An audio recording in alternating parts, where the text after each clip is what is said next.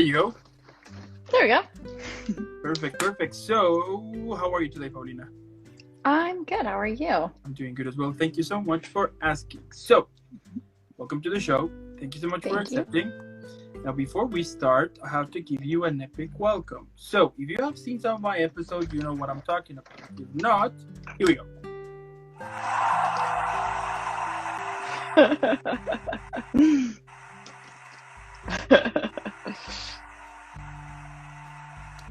Epic, I know. It was amazing. I loved every minute of it. Right. Now, starting with the whole interview now, tell me how your acting career started. So I started acting in middle school. I had to switch schools from a Catholic school to a private school called Waterford. And I auditioned for a play, and I was cast as this like pirate / like sea creature in a play called Still Life with Iris. So that was sort of the beginning of the journey. That's so cool. And what are some of the best memories you have when you were performing at the Hideout Theater in Austin, Texas? I did a kids show at the Hideout, and it was called Out of This World. It was like a space show, and you were either like a space creature or you were an astronaut. And I loved being the creatures. It was a really fun cast. I had great directors, and my niece and nephew came to see the show. Cool. And the kids get to like come up on stage, and they like had so much fun. They were like, "This is the coolest." So that felt really good. It was a ton of fun. That's so amazing. Really cool. And can you tell me about Filigree and about your character? So Filigree was a theater in Austin led by Elizabeth Newman. She's an awesome director who has lived in New York and LA and now is really getting involved in film and theater in Austin, Texas. And she cast me as the governess in Turn of the Screw in 2020, beginning of 2020. And I played like a 20-year-old British governess who goes to work at this manor with these children who've lost their parents. And of course the manor is haunted and shit hits the fan. Yeah. But we're actually going to do that show in New York in 2022. Oh, okay. So let's say that this is like exclusive, right? Exclusive. You heard it here. Yeah, it was supposed to be last summer and then this summer and then hopefully it will actually happen next summer. COVID willing.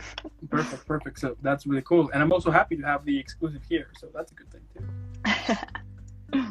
Cool. Now tell me how you usually get ready before going on stage. So it kind of depends on the role, but I always like listening to music, and like that will kind of depend on if I need to get my energy up or kind of calm myself down. In the winter, I usually do like some hot water and honey and like lemon to get my voice like ready to be on stage. And then I'll usually like meditate for 5 to 10 minutes before I go on, just to sort of like calm my nerves and kind of get my head together. So those are some of the things I do before I go on stage. And after? And after, with Turn of the Screw, I would hug my scene partner. It was a 2-person show. And we'd just be like, "Oh, we made it." And I'd usually like go home and go to sleep, or maybe have a glass of wine if I really needed to just relax. Yeah, of course. I mean, I'm pretty sure, depending on how exhausting it is, if you will take the wine or just go to bed and call it a day, right? Yeah. Improv, it's the opposite. Improv, I'm usually like amped and excited because it's like so much fun. Or I'll be like, all right, guys, let's talk about what we're going to do better next time with like my troupe. I was always like, okay, notes. That's so cool. Now, with your improv group, you have done like some interviews here and there with writers and comedians, right? Yes. Mm-hmm. Yeah. And what are some of the lessons you learned that helped for your career? So we got really lucky during the pandemic. We got to interview Chelsea Handler and Eliza Schlesinger, which was a dream. I've looked up to them most of my life. And Eliza was part of the reason I moved back to Los Angeles. It kind of planted the seed. I just asked her if she would ever leave LA, and she's like, no, this is where the decisions are made. And I think a lot of times in the industry, people talk about how now you can be anywhere, which I think is really true, but also the infrastructure for entertainment is just still so rooted in Los Angeles. And I was just like, I want to be where the people are, you know? And I moved, and now like my neighbor is an assistant director on like NCIS LA, and you meet a lot of cool people. So that was one big lesson that I learned from her, is just sort of being where the decisions are made. And then Chelsea, I learned so much from her. She's kind of at a really cool rebirth of her career. And she has started just like focusing on self-improvement and having more like empathy for other people. And she was our first big guest to say yes to coming on our show. And you can she's on all kinds of like random podcasts these days. And I think she's reaching kind of a different audience because she's just like saying yes and helping people who are starting out in their careers. She's so established and well known. So I think helping others whenever I can, and just really always focusing on personal growth is something that Chelsea inspired me. There you go. That's really cool. And isn't it nice when you interview someone you admire? Like, for the outside, you will be, I mean, it happened to me. And for the outside, I was acting cool. But from the inside, I was like, oh my God, oh my God, oh my God. You know what I mean? Oh, when Chelsea came on, like, because we were all at home, so we weren't together. But when she like popped onto Zoom, we were all just like trying to like you said, like be cool, but inside just like I can't believe this is real. Yeah. Like whenever it appeared, you would be like, yeah, sure, yeah, of course, you know, like, whatever. But yeah, from the inside, you're totally like, oh my God, I can't believe this is totally. Yeah, completely fangirling and just like totally, on the inside. Totally. Yeah. It happened to me, and I remember that when I finished, I was just like shaking, like I can't believe this is happening, you know, like so surreal. Yeah, no, and I'll just have moments where I'm like, and because I didn't meet in person, it was just via computer. It's very surreal. I'm like, what is life right now? Yeah, it's so crazy when those moments happen. You feel, you just feel surreal. Like, is it really happening? Is this really happening? Yeah. Totally. Now, from the short films you were, such as The Visit and Folding, what are some of the things that you enjoy about those productions? So both of those were with my creative partner, Aaron Arispe, and he's a really talented cinematographer and director. And he knows so much about the technical side of film. There you go. He's so passionate about cameras and lenses and lighting.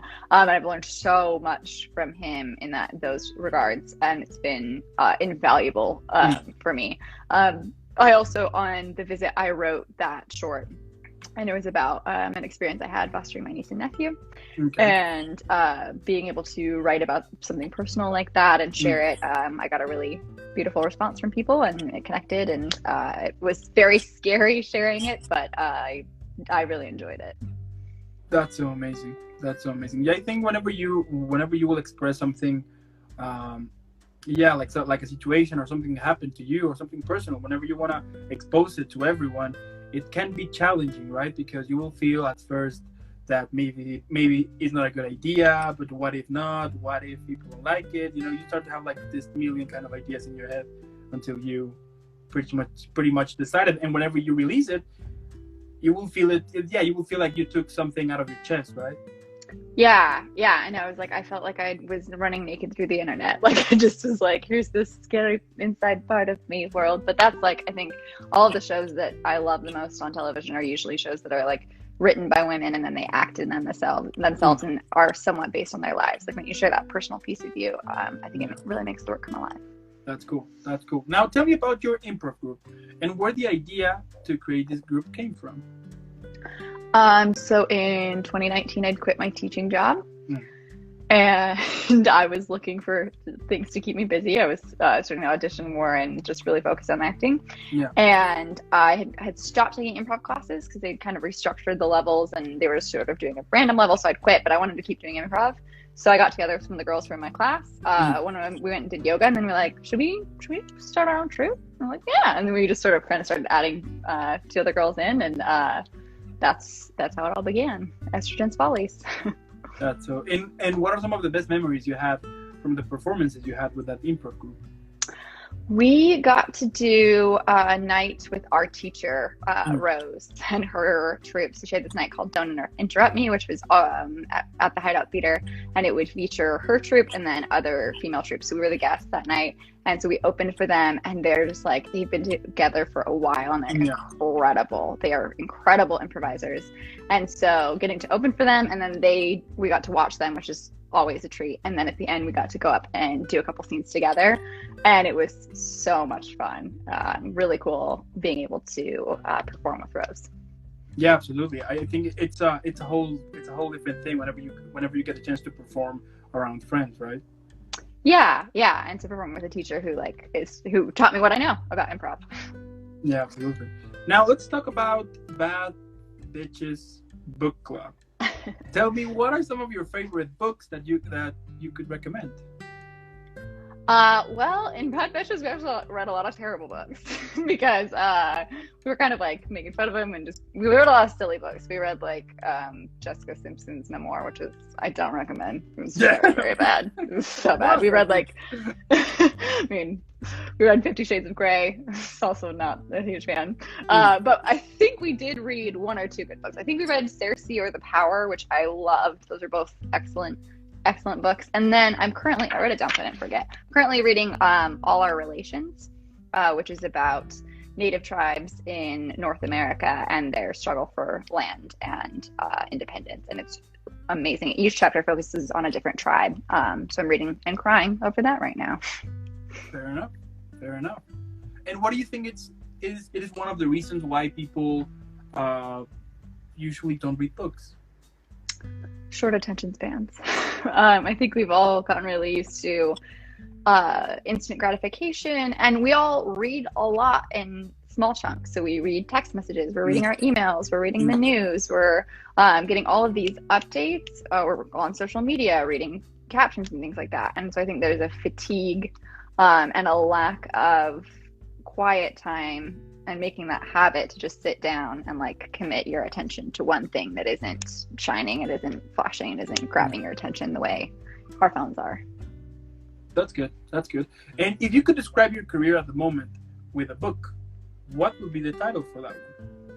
Oh God. Yeah. Work hard, sleep hard. Okay. Interesting.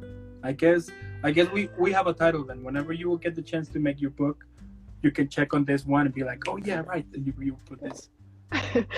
Yes, I came up with an excellent idea. I'm going to go back and rewatch this. There you go. That's what I'm talking about. That's what I'm talking about. Now, tell me about Corona Chronicles. Where the idea to create that came from, and what are some of your favorite episodes? Yes. So that came because, last March 2020, everything shut down. At the time, I was teaching yoga, teaching dance, and acting. So all of my work was in person with people, and so it all went away. I had a lot of really exciting stuff that was supposed to happen. I was going to be in like this interactive improv event for South by Southwest. Anyways, lots of things were going to happen. Everything got canceled, and I was just at home and without people. And I'm an extrovert, so to keep from going crazy, I was like, I'm going to start the YouTube channel that I've said I want to start forever. And I was like, I'm going to just, at first I was like, I'm going to do a video, forever how long we're in this. And then that did not happen, obviously. But it was fun. You said some of my favorite episodes that we asked. You were saying, what are some of my favorite episodes? Yeah. Mm-hmm. I did a few with my best friend Sophie, who's not an actor, but who is similarly a bored extrovert. And so we did some comedic stuff. We did one where we were dressed up as dudes and did like COVID pickup lines that I thought was pretty fun. I also started watching reality TV for the first time in my adult life. And have you seen Too Hot to Handle? So I started watching that. So I made a couple kind of making fun of that. And one of the guys from the show like reposted it. So that felt good. Now, if you could describe your career at the moment, but in an episode of Corona Chronicles, what would be the title of it? Oh gosh. I don't know. Still auditioning. Please cast me. An actor's plea. There you go. If there's any producer hearing this later or watching this later, you know who to call. Yeah, casting directors. Hey, I've got nerdy best friend. There you go. Yes. Like, yeah, absolutely. Like maybe, like if you could act right now in any kind of movie, TV show, whatever, like right now, which one you would choose? With any show that's on right now? Like any show or any movie, maybe. I think it would be The Great with Elle Fanning, because they get to wear amazing period costumes. It's a comedy, and they get to say fuck and also be in period clothing. So like being able to be like crass and funny, but then dress up like you're a fancy queen, that sounds amazing to me. I think that's one of the greatest comedies on right now. There you go. There you go. Then, as I said again, if any producer is watching, you know who to go. Especially for a comedy or something like that. If you need a maisel, if you need some 1950s, also good. Just saying, if somebody else watching for now. I mean, I will leave her page in the description, so you know who to contact. Yeah, with some arrows, just to be sure. Absolutely. Now, tell me what motivates you. I mean, while I was doing the whole, the whole research for this interview, I discovered that you actually have really fun and awesome content. Really funny. Now, I want to know, like, what motivates you, like, every day to keep up working hard and keep following your dreams? Because I think something that might happen to a lot of people is that whenever you wanna follow your dreams, or whenever you wanna start doing something, at first, of course, it is difficult, and it's gonna stay difficult for a while, and that may cause some people to get discouraged, and to be like, I don't want this anymore. Maybe this is not for me. I'm gonna start doing something else, or they will search for like a regular job and be like, yeah, I tried this, but this didn't work out for me. So for you, what motivates you to keep up, going and to keep up following your dream? I think there are a couple of things. I think that I did the regular job thing. I did give up on acting for a while, and I just taught theater, and I felt like I was pretty happy. But then once I quit, I just realized, like, life is so short, and you never know what's going to happen.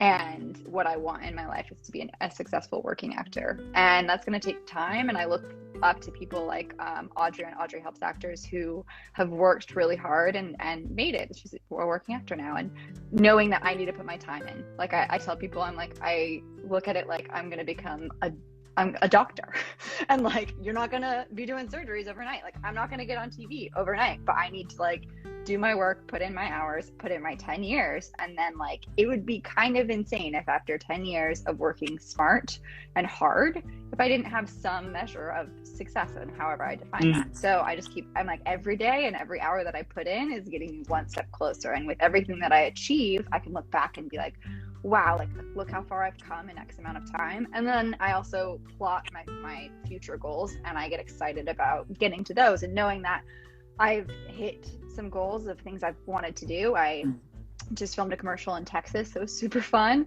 And so with each of those, it builds my confidence a little of like, all right, just keep going. And then I have a really supportive husband and friend, Sophie Rifkin, who if I'm feeling real down, I give them a call, and they help hold me up.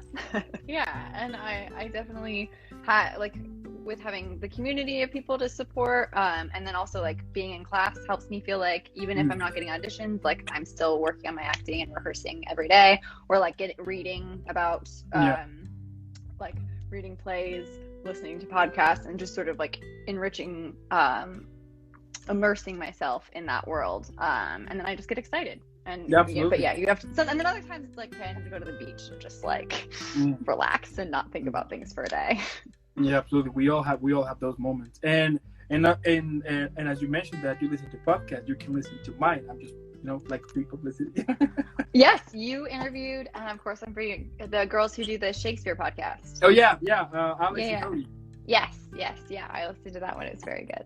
Yeah, they're so amazing. And when they were explaining Shakespeare and everything, I mean, at first, I'll be honest, when they were explaining the whole thing, my brain was just, was just like, But then later on, I mean, the good thing here is that they do manage to explain Shakespeare, but in the most basic and fun way that approachable. You started to kind of get a hang of it, and then once you're finished, you're like, I want to know more of this guy. Because I think one of the problems maybe in school is that most of cool things or interesting things, they will make it boring, because they will pretty much force you to learn it, or they will force you to like, you need to do this or you will fail.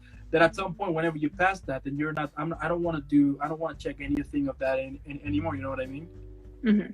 So good teachers are so important. And Alex, I follow her on Instagram, and she is always like sharing her knowledge. But you're so right that you have to find where people are at and find ways to reach students and connect, and like with Shakespeare on their level. Like my high school had a really great teacher who made Shakespeare and classical theater really interesting and really exciting, but it was because he was so passionate about it. And when teachers don't have that, then it's like